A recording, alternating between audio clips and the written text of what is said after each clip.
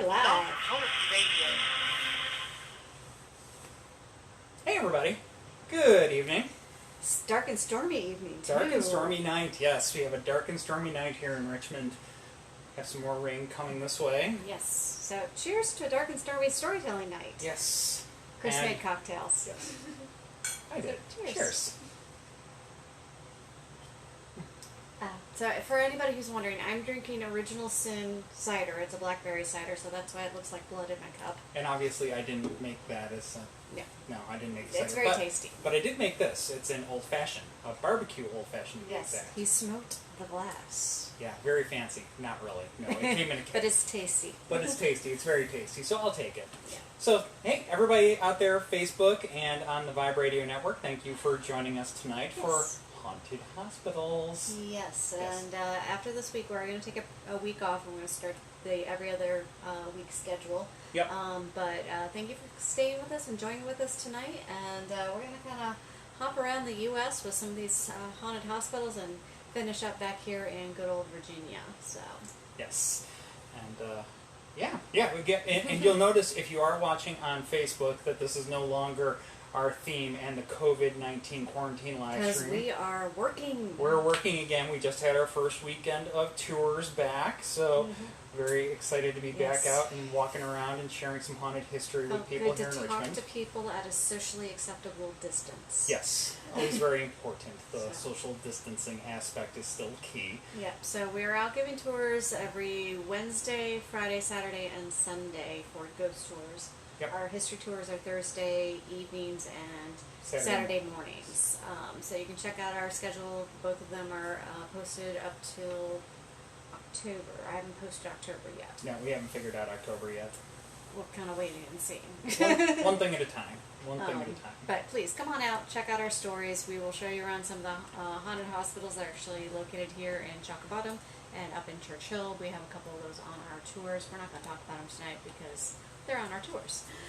So definitely come and check those out. And in the meantime, we're going to start, where are we going? Yeah, Michigan. Well, yeah. So, I mean, what is it about hospitals, anyways? I mean, there's just something about them. People don't like going to the hospital as it is. Yeah, usually you're winding up there for some bad reason, for some reason you don't want to happen in the first place. Like for me, losing flesh. Yes, and then on top of that, you got the whole. If you go ahead and you want to start talking about insane asylums, which we are going to be touching on some of those this evening. That's a whole nother level. Whole nother level, and then go ahead and you think about the ones that get abandoned. Creepy, whole nother level. Yes, so you got all kinds of stuff going on. We're going to be touching on a little bit of stuff here and there all evening long, and it's just one of those very classic, classic Hollywood horror film tropes. The haunted hospital, the horrific hospital. The Arkham Asylum. We're going to talk about the hospital that inspired that. Yes. But yeah, I mean, you see it all over the place in popular culture. Yeah. There's all kinds of movies out there. Season 2 of American Horror Story took place in an insane asylum. Which he watched, I didn't. Yeah, and of course you got Arkham Asylum from the Batman, and so you got all kinds of stuff. And so there's plenty of these famous asylums, and they're some of the most favorite places for people to go ghost hunting today. And, because you got all kinds of reports of paranormal activity, which kind of makes sense in a location where there's so much energy like this.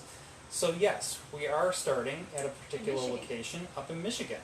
Yep, so we're going to talk about the Traverse City Hospital in Michigan. And this is known as the Northern Michigan Asylum. It was built in 1881, the same year as our corporate headquarters. And that was because there was a demand for a third psychiatric hospital in that area. And the other two that were in the area were also Kalamazoo and Pontiac. It was a lumber baron, Perry Hanna, who was the father of Traverse City. He used his political influence to secure the location to be in his hometown. Now, this was under the supervision of Gordon W. Lloyd. And the first building was known as Building Number 50. It was constructed in a Victorian Italianate style according to the Kirkbride plan. And we're actually going to talk about a couple of different asylums that were to follow this plan. It opened up in 1885 and it had 43 residents at that point in time. Now, under the direction of Dr. James Decker Monson, the first superintendent from 1885 to 1924, the institution expanded. They had 12 housing cottages, 2 infirmaries that were built between 1887 and 1903 to meet the specific needs of both male and female patients. The institution became the city's largest employer, and it contributed to its growth. In the 1930s, 3 large college-like buildings were constructed near the present site of the Monson Hospital parking deck and the Grand Traverse pavilions. Now, long before group therapy and drug therapy of the 1950s, Monson was a firm believer of beauty is therapy. So he wanted to have a beautiful, comfort, pleasurable place for his patients to be treated and treat them with kindness.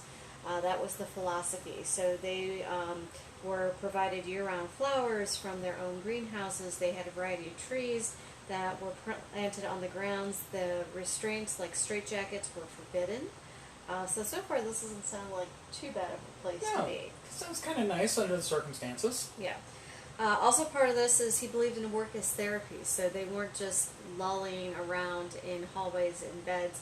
He wanted them to be physically active as well. So they actually were provided with opportunities to farm, to do furniture construction, to do fruit canning and other trades that actually helped keep this institution self-sufficient as well. The farm began in 1985, and they purchased some milk cows as well, and within the decade it included pigs, chickens, milk, meat cows, and vegetable fields. From the 1910s to the 30s, the farm was a home to world champion milk cows, the Travers Calanthea Walker. Her grave is actually at the end of a dirt trail between the farm and the asylum today. Now, while it was established for the care of mentally ill, it expanded during the outbreaks of tuberculosis, typhoid, diphtheria, influenza, and polio. And it also cared for the elderly and served as a rehab for drug addicts. It was also used as a place to train nurses in the field. After Monson's retirement, James Decker Monson Hospital was established in his honor and the grounds in 1926 and was operated by the state well after his death into the 1950s. It was then replaced by Monson Medical Center in the 1950s, and it was the largest hospital in northern Michigan and one of the largest in the states. Now, it is the last of the original Kirkbride buildings in Michigan, of the original 4 that were there, and it's listed on the National Register of Historic Places.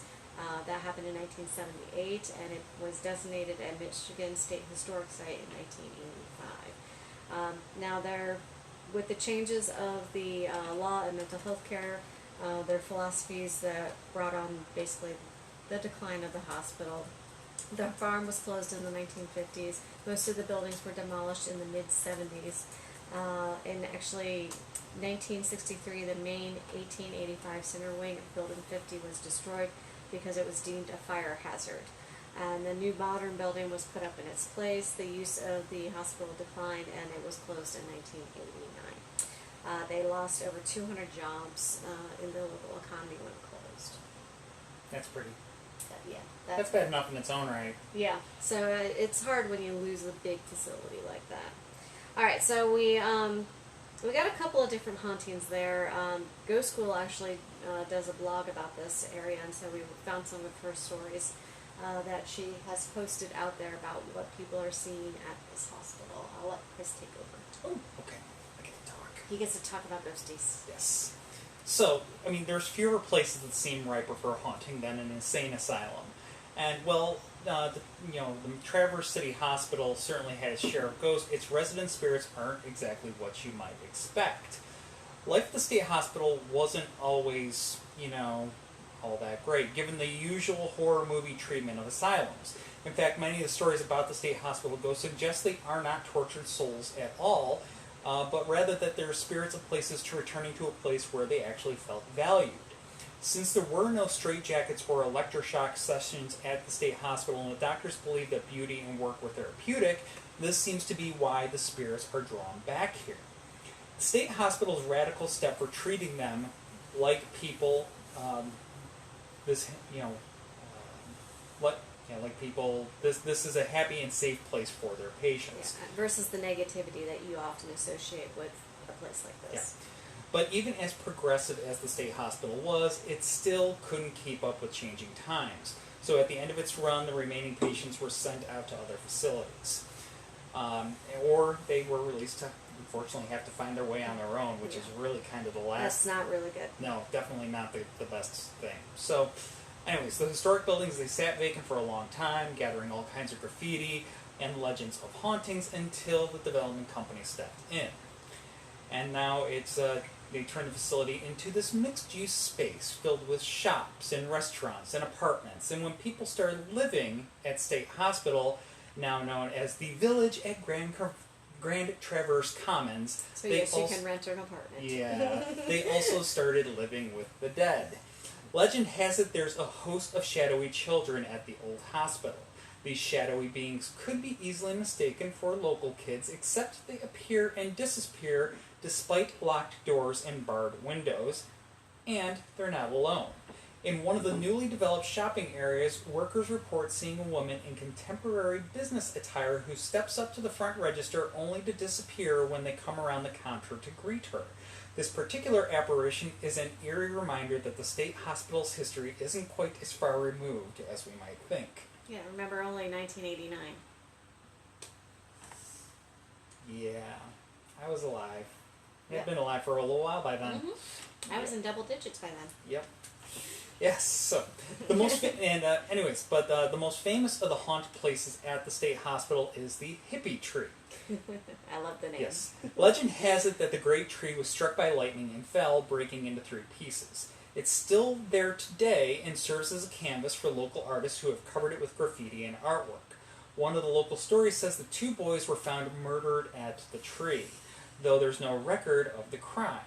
It's kind of a very graphic and intense crime to find no record of it, but all the same. Whether or not any deaths have occurred there, the legend holds that walking a certain pattern around the tree will open a gateway to hell.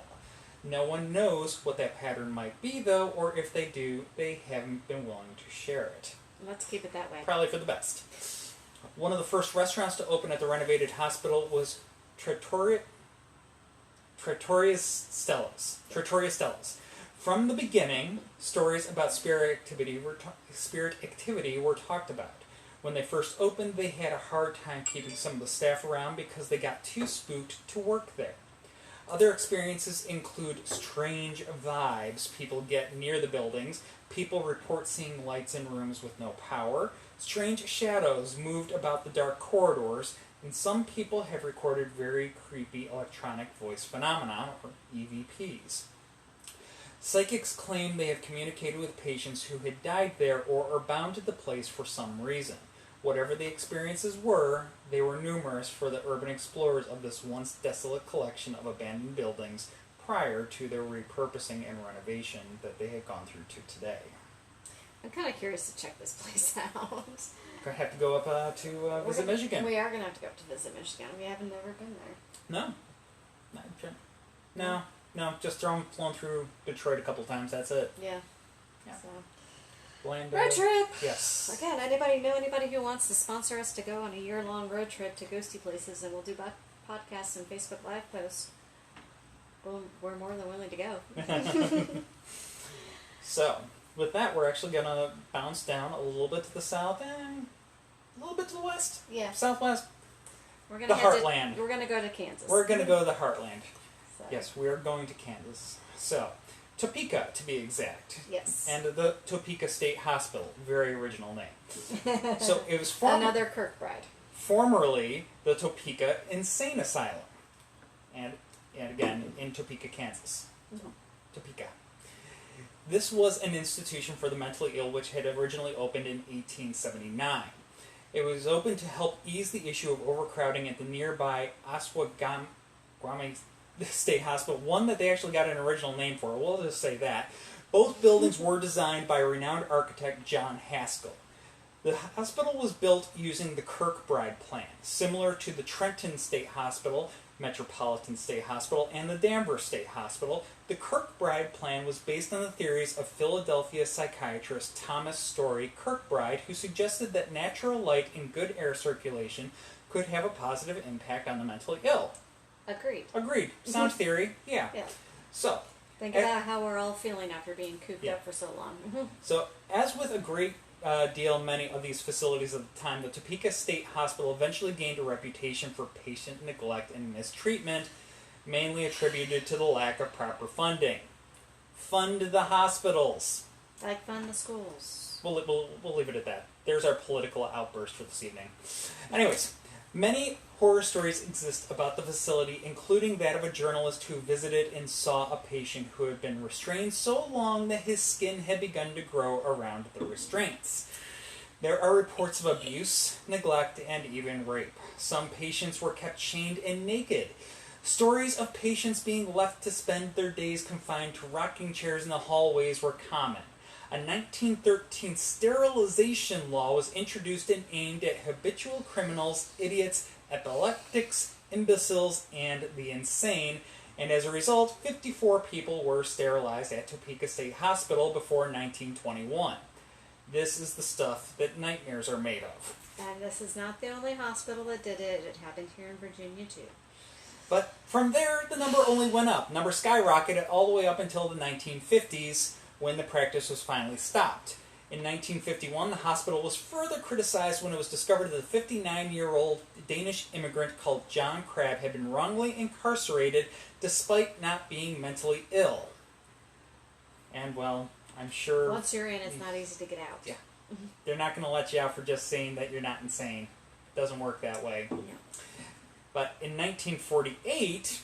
after a number of complaints, a panel was put in place to make changes to the facility and improvements were made. By the 1960s, it was of the top hospitals of its kind in the USA. Pretty impressive turnaround going from hell on earth to one of the best hospitals in the country in about 10 years. So it can happen. It can happen. Now, in 1992, the hospital was in the news when music and activity therapist Stephanie Ulrich was murdered by patient Kenneth Watrell, who was classed as a high-risk patron. Stephanie and another therapist took some of the patients out to watch a movie, and once back in the hospital, Watrell killed Stephanie. Her body was found in a bathroom. The state mental health administrators were cleared of reckless conduct by the United States Court of Appeals in 1995, and Kenneth Watrell was charged with the murder of Stephanie. These incidents alone would be enough to spark stories of paranormal activity on the property, but the existence of a 2.8-acre unmarked cemetery on the grounds has certainly added to the mystique. Gotta love the unmarked cemeteries. No, not so much. No. We've really. talked about that. That's a no-no. Yeah. The cemetery is the final resting place of patients who died at Topeka State and who were never claimed. They never got sent home to their families, if they had families at all. Only 16 of the 1,157 graves here have headstones. A memorial now stands in honor of those who died there. The state of Kansas ultimately closed Topeka State on May 17, 1997. The main building, as well as others, were ultimately demolished in 2010, but those who have spent time on the grounds believe it is still a hotbed of paranormal activity. Yeah, so I will say, the history we got a ton of information on. It was really, really hard to find ghost stories on this that were not more than something moved. So what they get most often are mist-like apparitions that do get photographed, and I was able to see some of those. Unfortunately, I didn't share them to my document, so I can't show them to you on here. But they also get the sound of crying and sobbing that's been captured on EVPs and digital audio recordings. Music is often heard in real time, emanating from the area from where the main hospital once stood. So those are the three things that constantly repeat over and over again in any stories that I found of the hospital. Definitely an interesting place I would like to go and see. I'm playing with the keyboard. There we go. Keyboard's gone. Real quick question. Is there historical context for children being in insane asylums? Sometimes kids were put in there when they were not wanted. When we go back to legitimacy, whether or not the mother and father were married, sometimes that was a way to hide away an unwanted child. Mm-hmm. Very sad way to do it, but it was, again, a way to do it. I don't really know.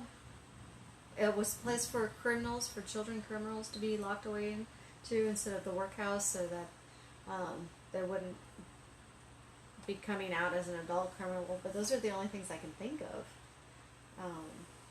Yeah, weren't there cases where sometimes they were sent there with their parents when there was no other place for them to go? Or they were born there because somebody was an unwed mother and was sent there as well. Mm-hmm. So, yeah, I do recall there's definitely precedent for there being children at some of these institutions, which obviously not the best place for them, but it did happen.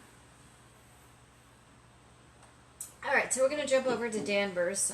This is, again, a third Kirkbride institution, one that is still standing today. This is on Hawthorne Hill in Danvers, Massachusetts. And it has, of course, the Kirkbride building with the gorgeous Gothic-style spires and the red brick construction.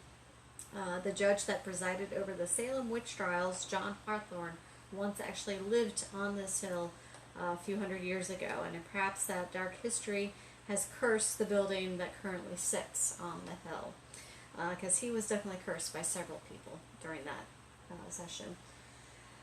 The facility that once housed Danvers State Hospital is now home to a residential community featuring a fully renovated apartment. However, the building's...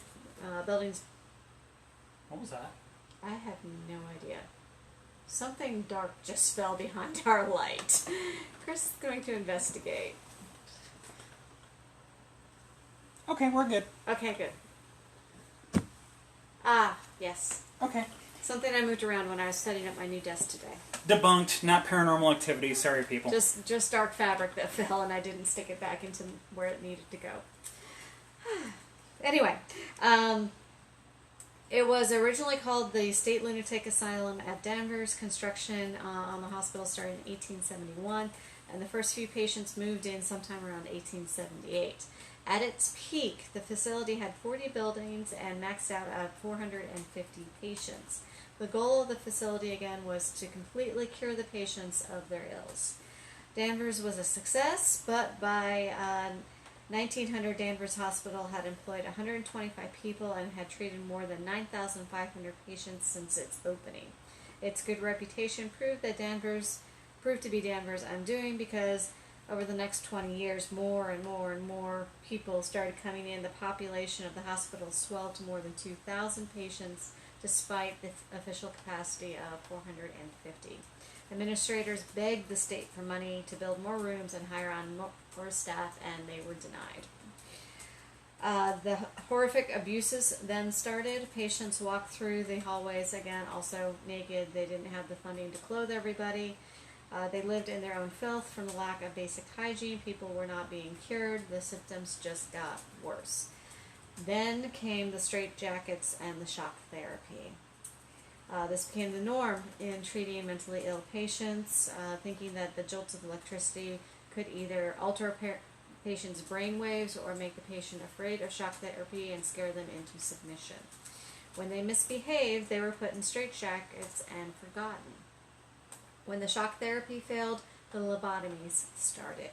In 1939, the medical community was looking for a permanent fix to the crisis facing the mental health facilities. The population of the hospital swelled to 2,360 people, and a total of 278 people died at the hospital that year alone. Medical science saw lobotomies as a cure for anybody's insanity and as a way to stop the deaths. I don't exactly agree with that. Neurology experts often called Danvers State Hospital the birthplace of the frontal lobe lobotomy. The moniker came from its widespread use, but also from the procedure's refinement at the hospital. Visitors to Danvers State Hospital in the early 1940s reported the lobotomy patients wandering aimlessly through the halls of the hospital, At least the patients didn't complain because many of them just stared blankly at the walls.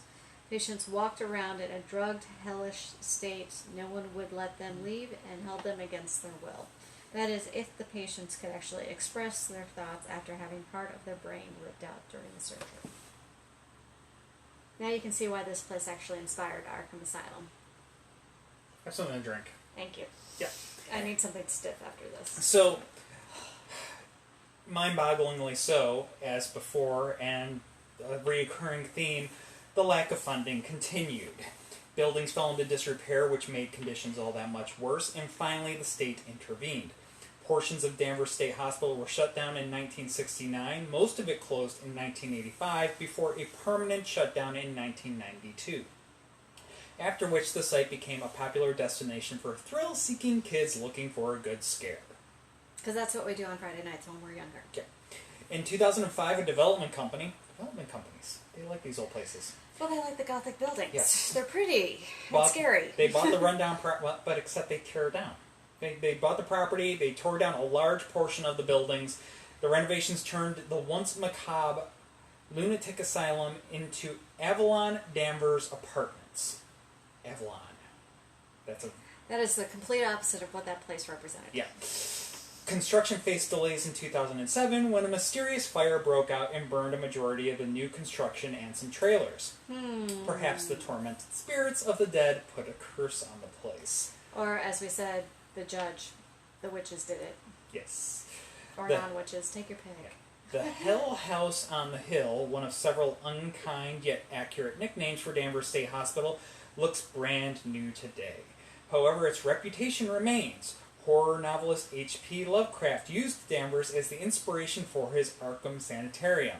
If the name Arkham sounds familiar, well, that would be because you have Arkham Asylum as the backdrop for many of Batman's ultra-psychotic villains and where they wind up imprisoned and then repeatedly breaking out so they can get imprisoned again. And most recently featured in The Joker. Yes. Arkham Asylum in Batman definitely has some security issues. Yes, it does. Anyways, total sidetrack. Back to the story. Back to the story. The only remnants of the horrific practices that went on in Danvers State Hospital are the gravestones in two nearby cemeteries, which contain about 770 bodies. Some headstones only have numbers as opposed to names. Even in death, administrators at Danvers State Hospital did not dignify their patients. And sometimes the family wanted it that way because they didn't want to be linked to it, but it's still a pretty sad practice. Yeah. Oh, yeah. Absolutely sad practice. Yeah. Rather... shameful. Shameful, yes. Let's just go straight to it. It's shameful. Yeah. So, spookiness, yes. Since 1992, the overwhelming energy of the property has attracted the attention from those who believe it is haunted by the souls who once lived and suffered within its walls. Apparitions of past residents, unexplained footsteps, and disembodied screaming, and the sudden and violent movement of objects within the building are not uncommon. Danvers was the filming location for the eerie 1999 horror film Session 9. I will say I have walked by this property because I used to live in Boston, so I would, excursion out on the weekends. I got probably within 2 blocks of this property and went nope, because you could feel the energy that far away. Yeah. No. So, of course, it has drawn its fair share of paranormal investigators. Yes. Danvers had never been a ghost hunting hotbed because the site was closed to the public, but many paranormal investigators have tried to sneak into the compound. Many of them get arrested before they get all the way in. They have a large security force there. Yeah, can't imagine why. The state of Massachusetts and the community police routinely patrol the grounds. Over 120 ghost hunters have tried and failed to get access to the site. Now, there have some who have actually succeeded. Yes, there's a handful. There are a couple that were sneaky, they had their ninja skills on, and they got in. Yeah. For example, the Rhode Island Paranormal Research Group investigated at night at one time back in 1997. They haven't released any of the evidence from that night, nor have they even spoken about it, which is really unusual for a paranormal investigation group to go through all that trouble and then zip the lip. Today, it's tougher for a ghost hunter to get in. In 2006, Danvers was sold to a real estate developer, as we mentioned, and many of the buildings demolished, except the iconic steeple-topped administration building and its adjacent wings. Now you can rent a luxury apartment in them, and yeah, there you go, Patrick. You were asking about, can you get an apartment there? Yeah, that particular part of the development is called Halstead Danvers. Stewart was a trained parapsychologist and licensed as a ghost hunter by the International Ghost Hunter Society. And he has been able to tour the ground, or excuse me, she has been able to tour the grounds, and she operates a museum of the supernatural up in Salem, from which she also leads tours of haunted areas. Her profession and passion being what it is, Stewart was drawn to Danvers State. In early October of one year, Stewart attended one of the regular site visits that the state allowed, and Stewart said that she managed to photograph a spirit orb by standing by a stand of trees using high-speed film during her visit. There's more in confirmed hauntings there at the hospital. Only one apparition has actually been firmly documented there. And Geraldine Levasseur family would hear footsteps in the second-story hallway of their home when nobody was upstairs. Doors would open and close, lights would flicker on and off. Levasseur grew up on the grounds of Danvers State Hospital in a house lent to her father, hospital administrator Gerald Richards. She's now 52 and clearly remembers one day in her youth when her sister and a brother were playing upstairs in the attic and saw an apparition of an older woman angrily scowling at them. They were too scared to move until their mother ordered them to come down. She was in high school when her bed covers were pulled completely off of her bed. Nobody else was in her room. She was absolutely petrified, but she always had the feeling no real harm would ultimately come to her. She says that actually she generally had a good experience there. She admitted that there were some unsavory practices that took place. Just a few. And most often the result of misguided efforts to treat patients, such as the electroshock therapy and hydrotherapy. Hydrotherapy, which is nowhere near as nice as it actually sounds. No. So, if you think back to the beginning of medical science and things that were done to people, now this quote, not because they thought what they were doing was bad, but because they were trying to do right, you have to wonder, do people think that they were being tortured? She believes that it is the tortured spirits that knew Danvers State as their home that linger on the grounds today. Very creepy place. Yeah. That's kind of repetitive there. Okay. So, We forgot to delete that part. we left something in. Have a drink. You're gonna need it.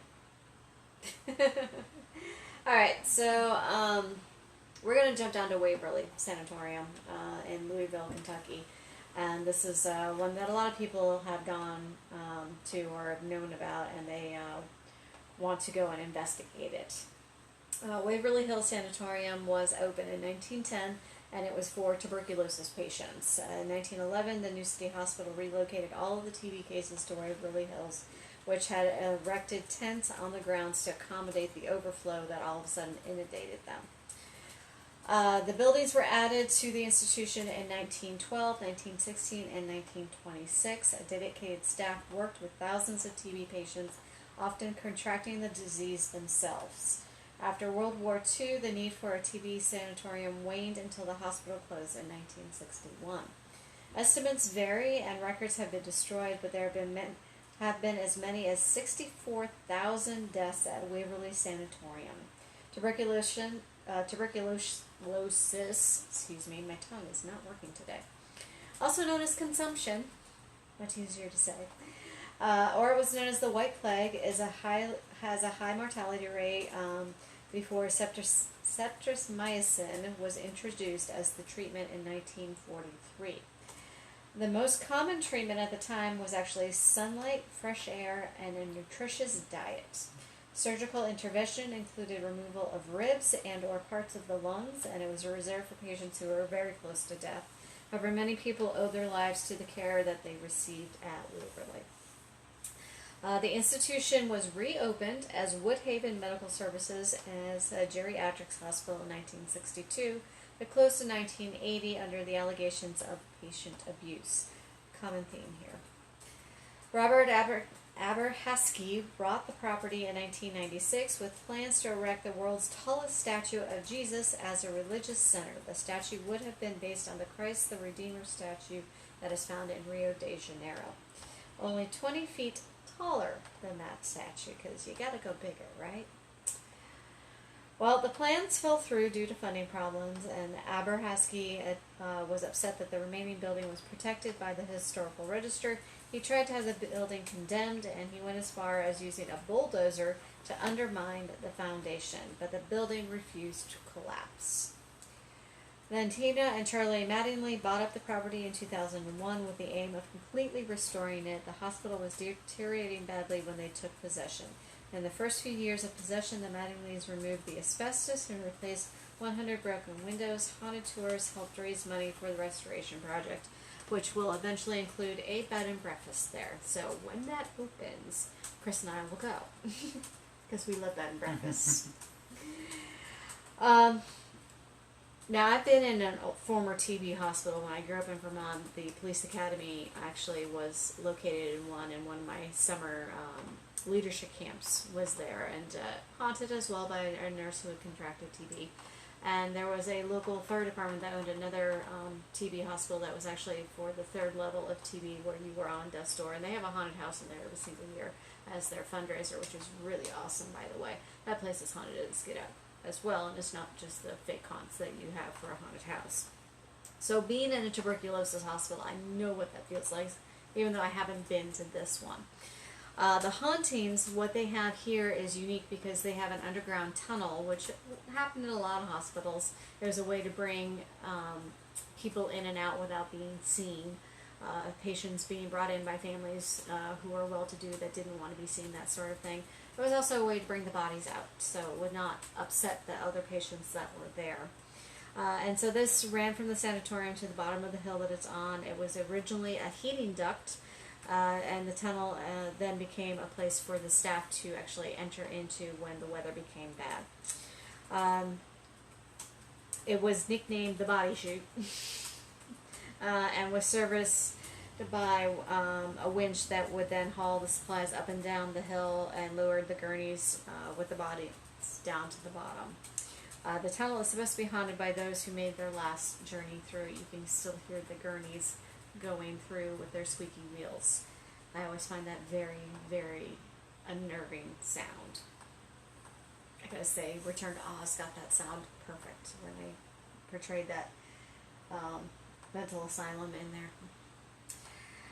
The tunnel was the subject of a 2005 movie, The Death Tunnel. In the film, 5 college girls fulfill an initiation rite by spending the night in the haunted institution. You can imagine what follows. No, I have no idea. Please enlighten me. You can imagine. My horror movie fan here. Yeah, I'm the one that watches the horror movies. Yeah. Not really her thing. Now, they also did a documentary while they were filming The Death Tunnel, and that documentary was named Spooked. So I'd be actually curious to check that out, because I like documentaries. There have been reported ghost sightings in room 502 at the sanatorium, particularly the ghost of a nurse in a uniform. There are 2 legends concerning the room. The nurse committed suicide by jumping out of the window, and a nurse who hanged herself in the room because she was single and pregnant. Neither story is actually documented, and neither is completely discounted. Other accounts tell of ghostly apparitions by the little girl named Mary and a little boy named Bobby in other areas of the hospital. It has become known outside of the area when the TV series The Scariest Places on Earth profiled the institution in 2001. Since then, it has become a very popular destination for paranormal investigators. Even those who don't believe in ghosts enjoy the site for its history, its controversy, and its popularity. According to the Waverly Hills Historical Society, the guided tours and overnight stays are booked up almost a year in advance. So it is very, very popular. You have to plan your visit and get your tickets.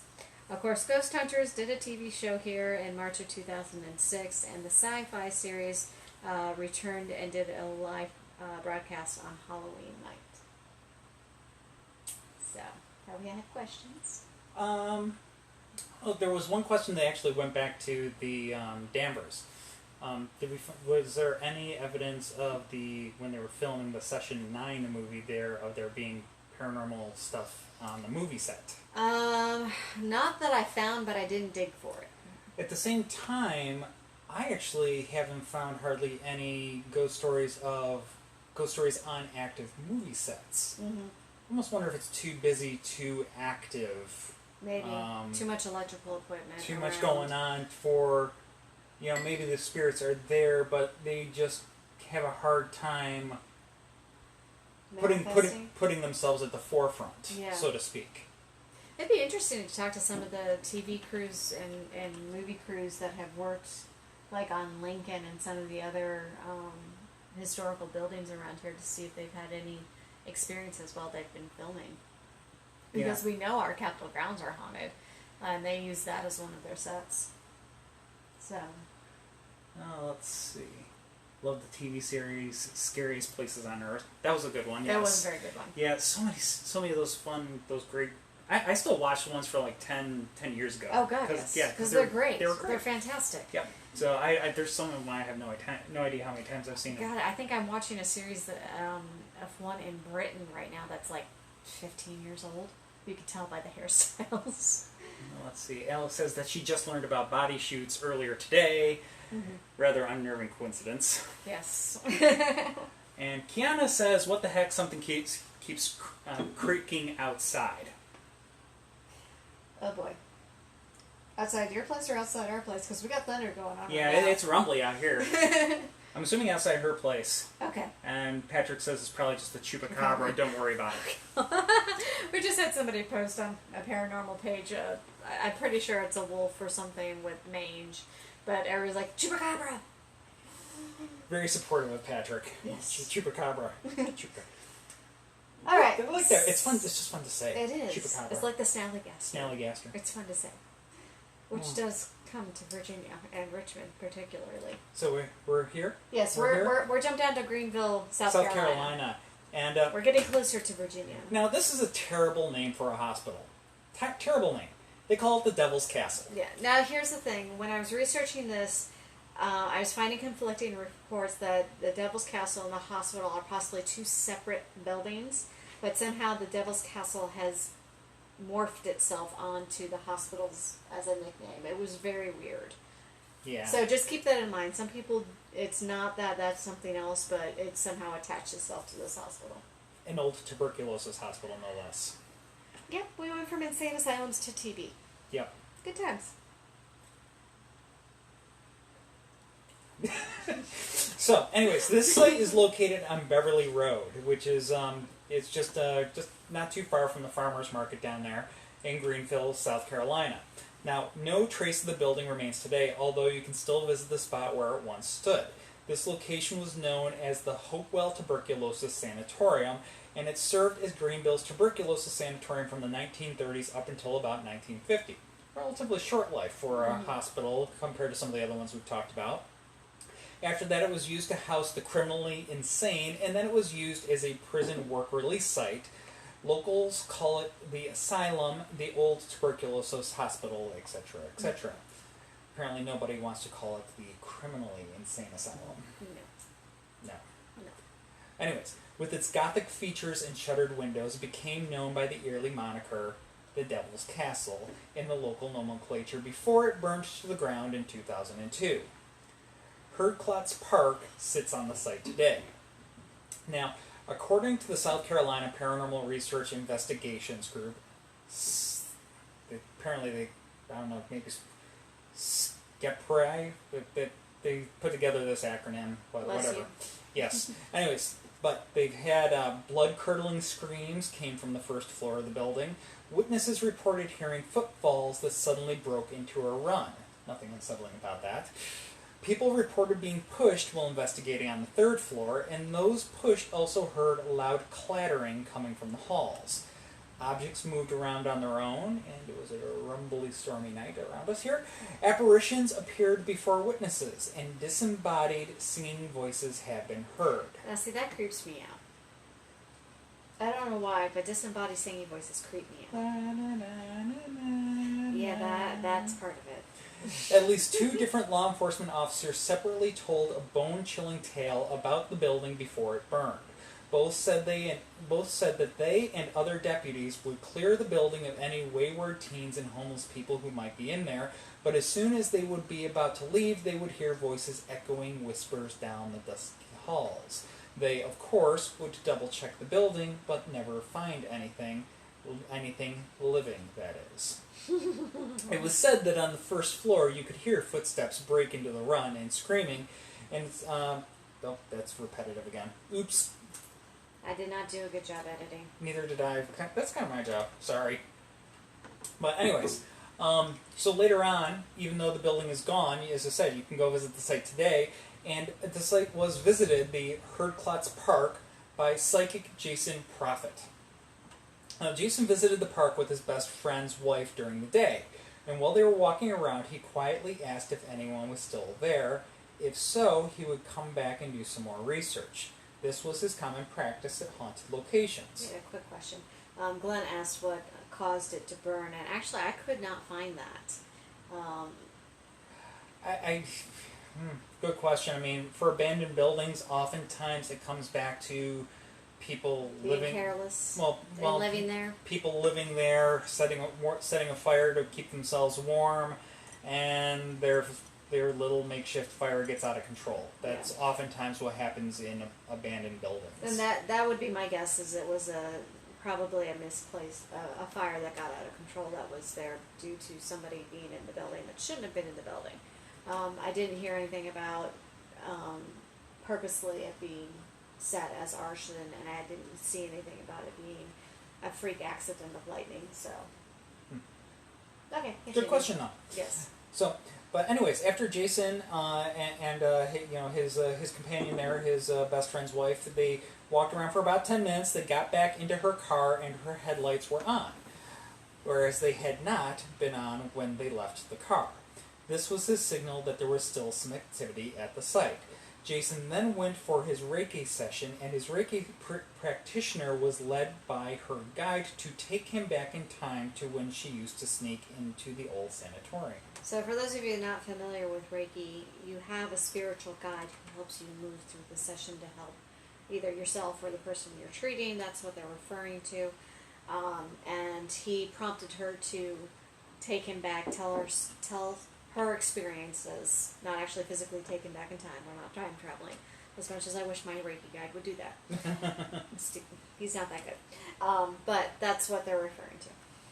Yeah. So she asked, you know it's now a children's park, right? And here is where it gets really weird. They left the original boiler room intact and possibly the entire basement, both of which were known to be very active areas. Now they're just sealed up.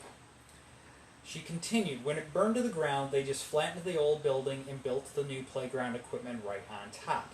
The playground is in the physical space that used to be inside the building footprint.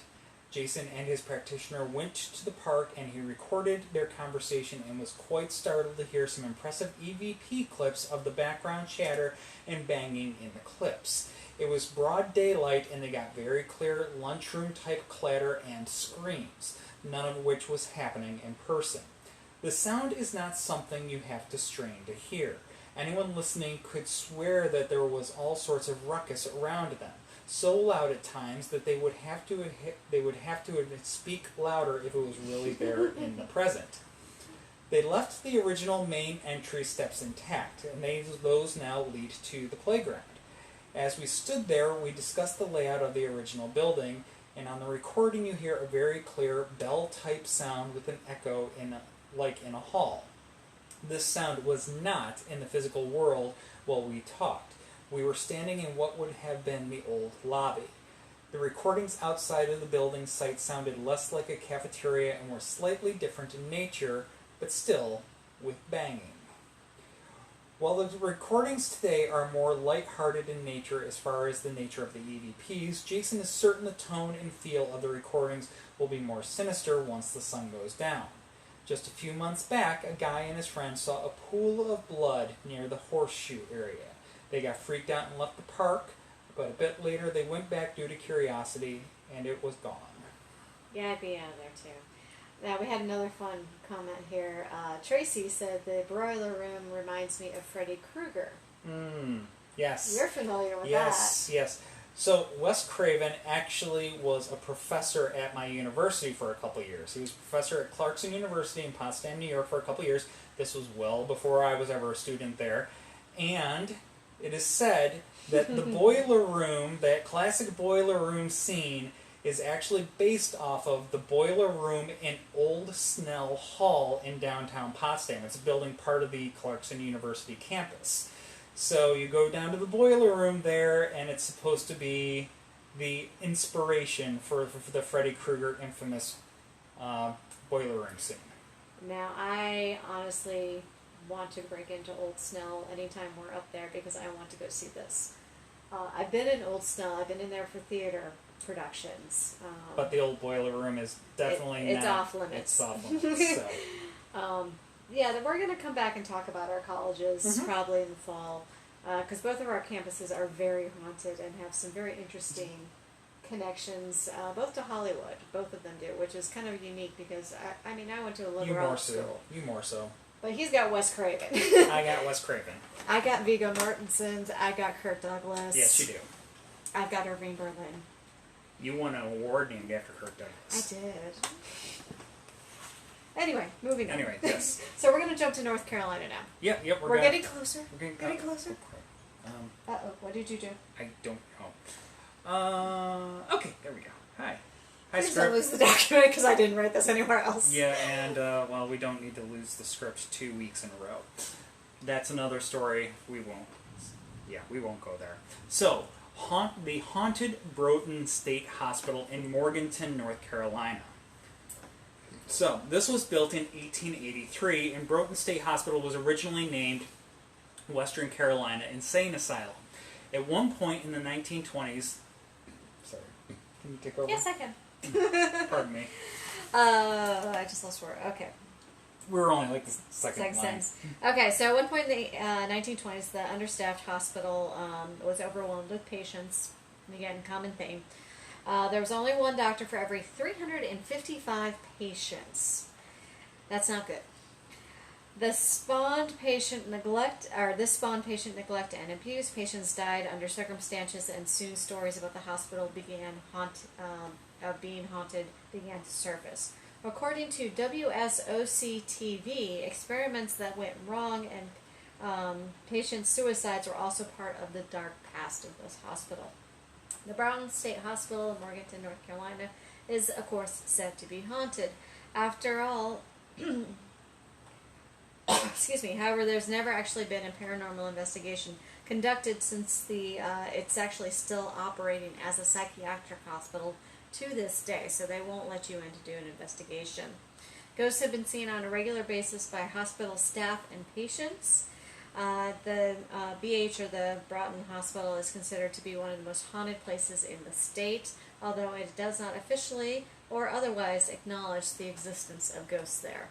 Similar situation with some of the places that we have here. They don't want to acknowledge that they exist, but if you talk to the right person, you get the stories. So the hauntings that happen here, according to eyewitnesses, paranormal activity is common, especially during the graveyard shift or the third shift of the day. Just ask Margaret Langley, who was a registered nurse, about her job. She quickly will tell you about the ghosts in the hospital that she has worked for over 2 decades. Her ghostly encounters prompted her to write the book Haunted Brighton, Tales from the Graveyard Shift, and it includes real-life ghost stories others tell about the hospital. She felt that these events needed to be documented.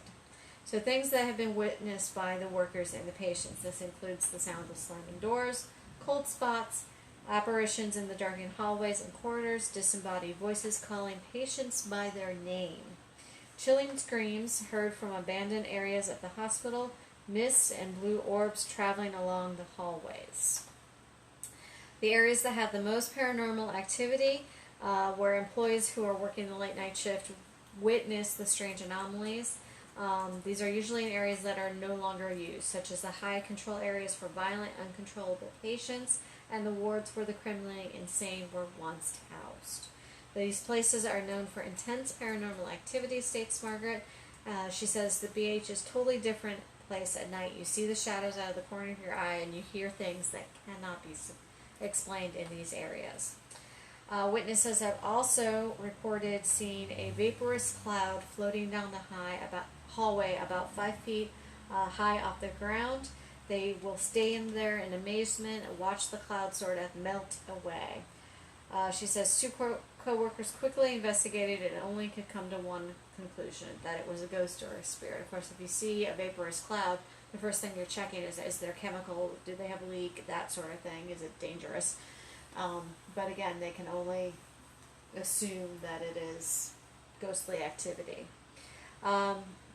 Ghost patients are known to haunt their underground tunnels. Most hospitals have some type of underground network for various reasons. We have them here in Virginia too. Our Capitol Hill is a network of tunnels that it connects actually to VCU Hospital. So we have plenty of them ourselves. I would love to get into them. Just a note, if anybody's got connections, I want to go play. The network of tunnels runs underneath the hospital, connecting the series of the buildings. They used to transport patients, were used to transport patients to different buildings, and it's rumored that wealthy families used the tunnels to admit family members and later to visit undetected by the public. The steward and the matron of the asylum would check on the wards and the patients by carrying a lantern and walking through the tunnels. And there are also tracks in the tunnels leading from the kitchen to the laundry room in order to transport supplies back and forth through the hospital. And these are tracks that are seen in dust that's not always swept away right away. Mm-hmm. There were, of course, stories of brutality here in the hospital, severe brutality with patients being chained to the walls in the underground tunnels. However, Margaret believes this is just one of those stories that was told to embellish the ghost factor. She goes on to explain in her book, I've talked to people who've actually been down there. They report no signs of chains existing today. However, employees have reported hearing the sounds of rattling of chains and moanings and wailings down in that area. If this was a place for criminally insane, you might be hearing the chains on former prisoners as they're being walked up to that section of the hospital. So that could be the chain activity that they are hearing. Ward 8 has a ghost as well. The nurse working on the night shift in Ward 8 will often finish up her paperwork, start down the hall to join another staff member who's sitting in the seating area. She begins talking to her coworker, and she notices a shadow appear to be sitting on the sofa at the end of the hall. Her coworker noticed her attention drawn to this area, and he explained that the ghost was a man playing solitaire. When she turned to look directly at the shadow man again, she was able to tell his movements were those of somebody playing cards. So that movement. A little bit of solitaire action. A little solitaire action. Eventually, the shadow vanished into the air. The coworker explained how he saw the same ghost regularly during the twilight hours and had become used to it. So our disembodied voices, people have reported hearing their names called by disembodied voices. Margaret specifically heard her name called by a female voice, a loud whisper, one night while she was working alone in the Bates building. She also experienced a strange sensation. She had never had a fear of being there prior to that night, and it scared her so bad that she felt like an iron prod was being shoved up her spine into the base of her skull. Ouch. No, thank you. Yeah. No, thank you. Enough of that. No. Okay, I'm gonna have a drink now. Yes, and we're going to get to one of our main events for this evening. Yes. So, if you saw the cover photo for our little Facebook Live tonight, you might have recognized it as the famous, or is it infamous? Infamous St. Albans. And we actually had one of our friends just tune in here. We got Steve Dills, who is the founder of Transcend Paranormal. He's on our live stream chatting in here in the chat with some people. He provided some of the information that we're going to be sharing for the story. Yes. So we actually have another friend on, Whitney's there. Yes, yep, Whitney as she well. provided another one, so I'm getting that off my phone right now. Yes, yep. I'm not being rude. No. I didn't have time to put it in that document. Yeah. So, anyways, St. Albans. It's out in Radford, Virginia. If you are not familiar with it, and also to be very clear, right up front, The place is private property, and do not visit it without express permission from the landowner.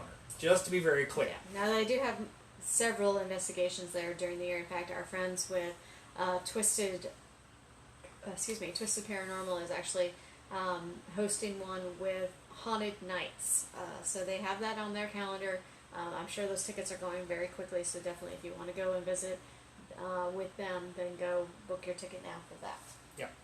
So, anyways, the origins, the history of the land that St. Albans was built on begins all the way back in 1775. We're talking, the late colonial, just pre-revolutionary days, with the Draper Meadow Massacre. This murder of 5 people, including an infant child, set the tone for the darkness that has become the legacy of this imposing complex. I'm going to jump in there because Whitney is also a researcher with the Valentine Museum, and she was able to find out...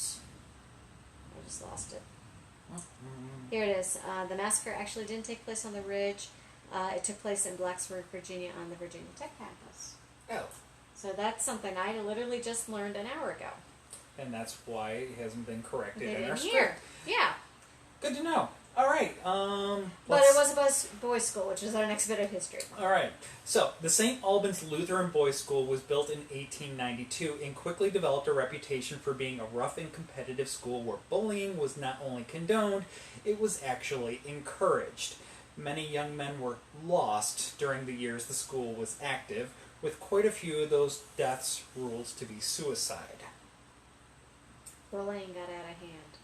Yeah, it's questionable. Yep. So, the school was closed in 1911, sat vacant until 1916 when Dr. J.C. King reopened the facility as a home for the mentally disabled. The newly formed sanatorium was considered advanced at a time with the treatment of the mentally ill, when the treatment of mentally ill was largely often barbaric and inhumane. However, this superior care included experimental procedures and questionable treatments like insulin coma therapy, electroconvulsive therapy, and hydroshock therapy.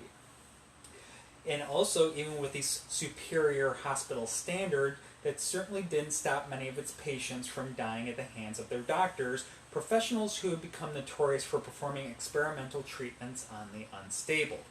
By 1945, the hospital had treated 6,509 patients, but unfortunately the staff only numbered 48. In spite of this, the facility thrived for many years, growing to become a fully recognized hospital by the 1960s. By the 1990s, the services of St. Albans were transferred to another location and the hospital was closed for good. Even though the hospital has been closed for many, many years, there's still evidence of the bizarre medical practices on every floor. The hydrotherapy rooms are still intact with their giant tiled bathtubs, and here and there rusted gurneys and broken wheelchairs lay strewn about. Many of the offices still have patients' folders, images, personal effects, and some of the rooms still display hand-drawn artwork on the walls, evidence of the people who once unwillingly resided there. The roof garden, where patients might have gone to soak up some sunshine in the afternoon, is covered over with a thick mesh to stop anyone from jumping to their death. One room located at the far back of the women's ward, nicknamed the suicide room, has witnessed at least 4 people take their own lives in the small attached bathroom. Today, St. Albans operates as an historic site, offering tours that recount the building's long history and significance as one of the area's oldest structures. Now, I definitely do want to go to St. Albans at some point in time. We need to find a weekend somebody's going that we can actually attend. Yeah, we'll figure it out. We'll get there. We'll have to manipulate the schedule. But we do have the general stories that we're going to tell you about, and then we're going to tell you both the experiences on investigations that Steve and his team had and that Whitney had with her night there as well. Yeah. So some of the classic stories, if you will, they range, happenings happen at St. Albans, given its history of being an abandoned hospital, and has the title of the most haunted location on the East Coast. Today, guests are invited to take tours as well as year-round paranormal investigations. There are so many spirits who are rumored to haunt St. Albans that tour staff have lost count over the years. One of the most famous ghosts is that of a little girl who is said to haunt the underground bowling alley. Many believe she may have been the daughter of one of the patients who died while living at the hospital. Other reports claim that a strange mist appears in the bowling alley with the mention of Regina Renee Hall, a young woman who was brutally murdered near the hospital in 1980. Other unexplainable activity includes the sound of disembodied voices, strange shadows darting through the empty halls, and strange signs that investigators believe point to the spirits of women still trapped in the suicide room. The rocker room is a well-known hotspot, as there is a room with a chair that is often seen rocking by itself. So, yeah. All kinds of stuff going on there. Okay, so we're going to start with Whitney and then jump to Steve because we're going to share a link from Steve. Now, Whitney was there with the group investigation that involved Chris and Mike from the Tennessee Rape Chasers. She had quite a bit of fun there, but had quite a bit of experience as well. So we're going to start in the electroshock therapy room. Her group entered that room, and it was used for electroshock as she stood at the threshold of the doorway leading into the procedure room. Her head started to burn. She got hard for her to talk. Her tongue got thick in her mouth, or what felt like it was being thick in her mouth. She entered the room in the back, or as they entered the room in the back that was used for recovery, she still sensed that there was a lot of busy energy in there, taking patients there, wheeling them into the recovery. She felt like she wanted to go to sleep, and they did do an experiment with the REM pod. They asked somebody to light up each of the colors on the REM pod, and it happened. It felt like the group of them saw an object, and out of curiosity, they surrounded it. Now, Whitney is very sensitive, like me, to different energies and different spirits in the area. We mentioned the bowling alley. That was actually their first stop of the night. Chris and Mike were there setting up their equipment. She sat down in a folding chair at the edge of the alley. The rest of the group was down at the other end. All of a sudden, she felt like somebody was touching her ears. She likens it to like Mork and Mindy, the way he would do it at the end of every single episode. It was very light, but she definitely felt it. Later on, she got the feeling of somebody touching the side of her neck. And that same moment, the periscope that was set up on the frame behind her, it was about 4 feet behind her, it actually was too high for anybody to reach, but it reacted.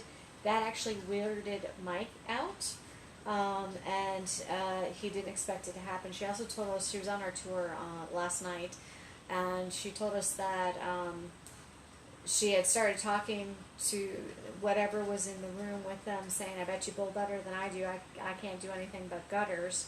And Mike started calling her Gutter Girl, and the K2 started going off, like telling them, I don't want you to call her Gutter Girl. So the ghost was kind of backing her up and telling them not to tease her. Name calling's not nice. Yeah, name calling's not nice.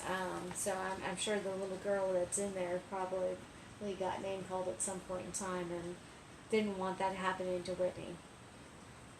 The isolation ward, also known as the pink floor, they were passing through this room, which was the last door on the right before you head down the stairs. She felt a surge of anger that hit her like a weight out of nowhere. It was like somebody just got right up in her face. She knew she wanted to check into that room to see if what she could find in there. She was in there with another investigator and one docent from St. Albans. They were all standing near the walls of the room. Without leaning against them, she felt something poke her in the back. She was wearing thermal underwear, a thick sweater, and a really thick coat with a backpack on. And so the fact that she actually felt somebody poke with all those layers is remarkable. The REM pod was set out as well, and it went absolutely berserk. They were nowhere near it. They had to turn it off and leave the room. When they turned it back on and re-entered the room, it never behaved like that again. So whatever was in there actually had left. So she had quite an active experience there, and since she and I are very similar with our abilities, I'm curious to see that when we go. Yeah. If I have anything similar that happens. Now, as we mentioned, we also have our friend Steve Dills, and I am going to drop a link into the chat on Facebook chat here. It has a link to a YouTube video that Steve put together. That Steve put together. You might have to copy and paste it. Oh, there it goes. Yep, it just perfect. Took a minute. All right, yep, just took a second. But yeah, you can go check that out. Video's a few minutes long, and it kind of encompasses some of the evidence that they got during their investigation. But Steve is a great friend. He's somebody we work with up at Hanover Tavern and Scotchtown and Henricus Park. So. But yeah, so from Steve, we have his occurrences, what he typed up here. So the first experiences that they had occurred during the initial tour of the building. Although they were very much not really aware, they weren't exactly looking for ghosts at this point. They were just getting the general history. Yep. So they entered the building, and the tour guide took them to the grand staircase. While she stood on the staircase and explained the layout of the building, they were listening listening respectively, quietly. And after reviewing the audio during this explanation, they clearly heard a female singing a song plain as day. They weren't able to hear it with their ears during the talk, but they heard it, the EVP, afterwards. Immediately after, they headed up the stairs and directly to Jacob's room. Jacob was the name of a young boy who was orphaned on the steps of St. Albans when it was a sanatorium. While the tour guide spoke of Jacob, and in particular his demise in the sanatorium itself, they recorded the sound of what seemed to be a young boy saying, "I am Jacob." Moments later, after heading down the hallway from Jacob's room, they heard the exact same voice exclaim, "Oh, my poor little Jacob." That's just creepy. That's very creepy. Yeah, it's in the video. Very creepy. We do not believe, they do not believe that they interacted with Jacob at that time, but instead they were actually recorded the voice of the man who killed Jacob at the sanatorium. They think that they were kind of being toyed with. Nasty spirit there. So then they continued down to the bowling alley in the basement, where they were informed of the whistling stairwell. Investigators in the stairwell, which led to the bowling alley, often reported the sound of someone, whistling. Instinctively, they decided to whistle as they walked down the stairs, and after they entered the bowling alley and the door closed behind them, they all clearly, with their own ears, heard the sound of somebody whistling, and it was not any of them. Whispers and EVPs were commonplace throughout the entire evening, from the suicide bathroom on the 3rd floor to random stairwells, and they were constantly being told to shh, or hearing bodiless voices attempting to talk to them.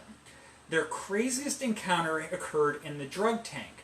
The drug tank at St. Albans consists of one rectangular main room with 3 smaller rooms all along one wall. There were 2 ways to enter this section of the sanatorium, and one way from the left side of the room or through a long hallway near the 3 smaller rooms and down a very narrow staircase. They decided that they wanted to use music as a trigger in attempts to make communication with any spirits that resided in this portion of the sanatorium. During the time that St. Albans opened, Johnny Cash was a very popular singer, so they decided to go ahead and start with him. They played one of Johnny's songs all the way through from start to finish and then sat there in deafening silence. All of a sudden, a figure crawls out of one of the rooms on the right-hand side, and it was somewhere after midnight at this point in time. Excuse me. Absolutely pitch black, and this creature crawled out on all 4s and appeared to be moving like a cat, but it was the figure of a person. 3 of them saw the figure crawl out of the room, and as soon as they noticed it, it darted down the long hallway. 2 of them, one of them being Steve, took off running after the figure, but in seconds it was gone. It made no sound as it moved, and they were unable to locate it after checking around the building. So, Steve, you're braver than I am. I would not run after it. Yeah, they had all kinds of interesting stuff going on there. Yeah. So that is the infamous St. Albans. So yeah, definitely check out Haunted Nights. If they have tickets, still get them. Or maybe we'll talk to Steve about setting up a trip. We definitely like to get it back up there. Yeah. Or get back up there. Get up there, period. We haven't been up there. Yeah, period. So this is closer to home. We're going down to Petersburg. Yeah, so we got our Central Virginia local story to wrap things up for this evening. Petersburg General Hospital. It doesn't stand anymore. No. So, real quick though, before I dive into that, make sure I didn't miss any questions. No, I don't think so. And yeah. And we will definitely check back after. Yeah, we will check back and follow up with the chat on some of you after we're done here for this evening. But yeah, thank you for all being so active in the chat. We like the interaction. Thank you. So thank you to talking to each other. Yes. In fact, Steve says the Johnny Cash song was "Ring of Fire." Perfect. Classic. Somebody named it. I think Tracy called it. I think she said "Ring of Fire." So. Nice. Tracy, were you on that one? Anyway. So, Petersburg General Hospital. Yes. So, it was originally opened as the Petersburg Home for the Sick in 1884. The facility that would eventually become the Petersburg General Hospital went through many additions, renovations, and general improvements over the course of its more than 100 years. Although no longer on the original site, this is the facility that laid the groundwork for the modern Southside Regional Medical Center. So, the institution, if you will, is still around in spirit, excuse the pun. But in physicality, it's just not in the same location. Yes. Now, when the hospital was first founded in 1884, it was built on land that had been owned by William Cameron. Cameron was one of Petersburg's most prominent citizens in the 1800s, being a tobacco baron and owning a large cigarette factory in the city. It was during the siege of Petersburg during the Civil War that he embarked on a notable, if somewhat head-scratching, endeavor. Over the course of 1864 and 1865, he took to building himself a home in Petersburg. Some might even call it a castle, and many actually did call it Cameron's Folly. Despite the turmoil all around him, it was said to be an opulent home built from some of the finest materials available. The castle and the land it was on were eventually willed to the hospital with the stipulation that the castle would remain. Of course, years later, the castle was torn down for an expansion of the hospital, because that's what they did. We don't listen to wills. That's what they did. In the late 1970s, the hospital was conducting a renovation, particularly of an area where the castle had once stood. Despite the construction, there was still hospital work to be done in the area, and hospital staff were around day and night. It was one of the night shift workers that our story comes from. The woman wished to remain anonymous, but shared her tales of the happenings in the hospital wing. As a night shift worker, she would regularly hear sounds that she could not identify. Random footsteps, muffled voices, and the like, but she always attributed them to other employees that were just out of sight or working in an adjacent hall or behind closed doors. One early, hot August morning, though, things were different. All of the outside doors were open to help vent the heat, and the woman was working in one of the labs. A movement caught her attention out of the corner of her eye, and she looked up expecting to see a colleague, but instead there was a man staring at her. The man was wearing clothing from the 1800s, but that was the least of his unusual features. The man was engulfed in a flowing mist and could only be clearly seen from the waist up. He had what she described as the most piercing eyes, and she could see right through him to the bulletin board beyond. She was startled to encounter what she knew to be a ghost, and she closed her eyes and asked him to leave. When she opened her eyes again, the ghost was gone. But it wasn't that last eerie experience that she would have with him. From that point forward, she would sometimes hear off-key whistling, feel inexplicable cold spots, and once even felt a distinctive caress down the back of her neck. After having seen the way the spirit stared at her, she knew the follow-up experiences could be attributed to him. She was curious about who the man was, and she decided to do a little investigative work. Her research led her to Cameron's Folly, and how it had once stood where she now worked. She followed this lead to the Siege Museum in Petersburg, and it was there that she saw a portrait of William Cameron hanging on the wall, the same man whom she had seen on that early, hot August morning in the hospital. Now, we didn't mention Cameron was once a governor of Virginia. Oh, I was getting to that. Okay. Yeah. So, now, Cameron was widely respected through the course of his life as a businessman, soldier, lawyer, journalist, and a politician. In the years after the Civil War, Mr. Cameron would eventually become Mayor Cameron of Petersburg between 1876 and 1882, and then Governor Cameron of Virginia between 1882 and 1886. As a politician, he was a member of the Readjuster Party, a coalition of blacks and whites that sought to break the power and wealth of established privilege.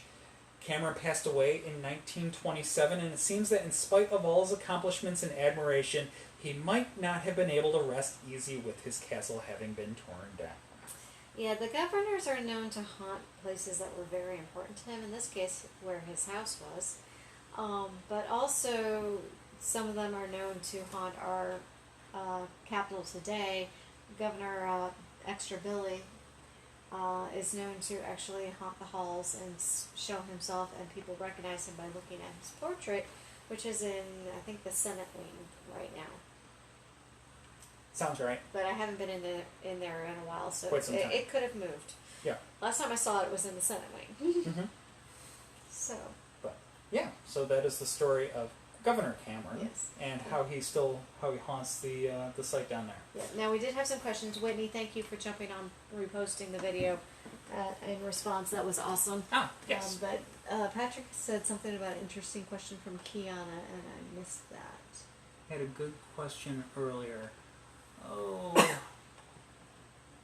so much chat. This is wonderful.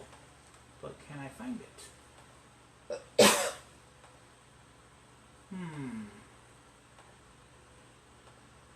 Wait, let's go back down. Oh, is it that? There is a conversation that's been happening around about how horror movies and ghost tours reinforcing negative stereotypes around people with mental illness. How do you manage telling an interesting story with showing respect for the patients who have historically inhabited these facilities? Very good question. Very, very good question. I think the biggest thing is always, you share the stories, but you always reinforce the fact that, looking back, that the treatment was inappropriate and despicable. Yeah. And it was, you don't want to... You don't want to glorify it. No. You have to understand that they didn't have the knowledge we have today. And unfortunately, getting that knowledge involved a lot of mistreatment and ill use of patients. You have to... I don't want to say you have to accept that, but you have to acknowledge that. Yeah. And Whitney says, tell the stories and tell the truth. And yeah. that's tell the key history. Thing. You got to have the context. You do have to have the context. And, it's worth noting, and we wind up with this oftentimes. There's the issue of mental illness comes up on our Shadows of Shako tour. Quite a bit, because there are hospitals down there. Yeah, but one stop in particular is we pause by the Craig House in Shako Bottom. Yes. Now, it does not have a very clear, definitive ghost story, although it is believed to be haunted. But we stop there. It's kind of a good layover point. It's during one of the longest walks that we had between stops. But it's a very historic building, a beautiful building, kind of stands out from the rest there in the neighborhood. And it has a very clear tie to a story of mental illness. Yeah, Mr. Craig's daughter, who was actually the mother of one of Poe's best friends when he was growing up, and possibly Poe's first crush. She unfortunately was considered mentally ill, and at that point in time, we're talking the late 1700s, early 1800s, institutions were not as around as they were later in the 1800s, and a lot of times family members were kept at home, locked away in a room, and that was what happened. For better, for worse, oftentimes it was the compassionate alternative, because the facilities that were around back then, they were horrible. And it was better to keep the person away at home, hidden away, than... Well, the hidden away part is controversial. Most often they were hidden away because the family... society. Because of society, and because people were ashamed to have somebody suffering from mental illness. Yeah, I mean, look at George III at the time. He was completely declining into mental illness during our Revolutionary War and post-Revolutionary War. Yeah, but the key thing is you put it, you tell the story, you tell the truth, you put it, you say that in hindsight, obviously we know that these treatments were not good for the people, and they didn't help. It did not help. Sadly, there are cases where it was blatantly disrespectful and unhelpful. They were being used as guinea pigs. Yes. But we've talked about that in prior stories with Yeah. some of the haunt hikes by old hospitals. Yeah. But then there are the instances of where people genuinely believed that this was the best that they could do. And as terrible as it seems in hindsight, it was just kind of the fact of the era. Yeah. So, I mean, as we progress as a people, as we progress in our scientific knowledge, things get better, but it's often from a worst case scenario that they get better. yes. So, And you just can't forget that we have advances because we've had the worst case scenario. yeah. But yeah, I'd say, that's how we approach it. And to their credit, I think that even modern horror films, ones in TV shows, American Horror Story is a perfect example. It's blood and guts, and it's absolutely horrific. And I mean, that's the idea. It's a horror movie or a horror TV show, but they also make sure that it's scripted in such a way as to not glamorize the terrible treatment. Yeah. You never want to glamorize it. No. You always want to be stark, naked truth. Yeah. Or even if you are going to fictionalize it, you need to make sure that the fiction that you write is accurate. It's historically accurate, but again, does not glamorize the terrible treatment that these people were subjected to. Yeah. Well, even like we were just watching Black Sails, and there's a storyline in there of oh yeah, that's right. One of the Lord's sons was committed to a mental institution because he was gay, and there's a second storyline from him. They say that, and you assume through most of the show that he committed suicide in this institution, but when in fact his father had him secretly whisked away to a Virginia plantation, or it wasn't Virginia. It was a plantation, Florida plantation. Or maybe Georgia. Anyway, somewhere south of us. Yeah. That was designed to keep unwanted family members hidden away, and they worked the plantation. They had a normal life, just working and having to stay at this plantation. So. Yeah. So, excellent question. Yeah, very good question. Thank you. Thank you very much. Okay. I think that was it for the questions. Okay. Cool. Yeah. So we will go ahead. We'll banter with some of you in the chat after we get off of here. But thank you very much for tuning in this evening. Yes, and there will be a second hospitals because there are a ton of hospitals out there that I want to talk about. I've already started a second script, so we will come back to hospitals later on and talk about more of them. Yep. But in the meantime, just a quick reminder: we are going to be off next week. We're going to be going to an every other week format, and we're going to do haunted ships. Haunted ships. So we have done haunted ships before. Actually, it was our very first one. We did haunted ships and haunted ships and lighthouses. And lighthouses. Yeah. Yeah. So this time I'm focusing just on ships. Yeah. So we're going to focus on that. We're going to do a second one of those a little bit later on that focuses even more intimate area. Look forward to some haunted boats next week. Yes. Or not next week, the week after next. Sorry. I got so used to saying next 2 week. weeks, yes. So we're breaking the streak, but we need to do it for... Yeah, I've got four scripts that I'm working on right now. Yeah, you do, but you also got several tours that we're actually going to be giving this week. Yeah, so I'm busy. Now that we're back at work. I am very busy. Yes. So, yay. Yeah. So, again, thank you all very much for tuning in. We appreciate it, and we hope that you'll come back and join us here in 2 weeks. And we hope we will see you on a tour soon. Yes. Or at an investigation that we're at. So hopefully we'll be at a couple coming up with Steve and the Transcend crew. Yep. So we'll be talking to him in the near future. I know that. And man, beer is that chatty. whiskey is talking to the beer. Yes, it is. Unfortunately, wow. Okay, but yes. So thank you very much. And if there's anything between now and 2 weeks, feel free to drop us a note anytime. Yep. And with that, we will say goodnight for the evening. Enjoy the rest of our thunderstorm. Hope you guys are staying safe. And we'll see you around. Yep. Bye. Cheers, everybody. Good night.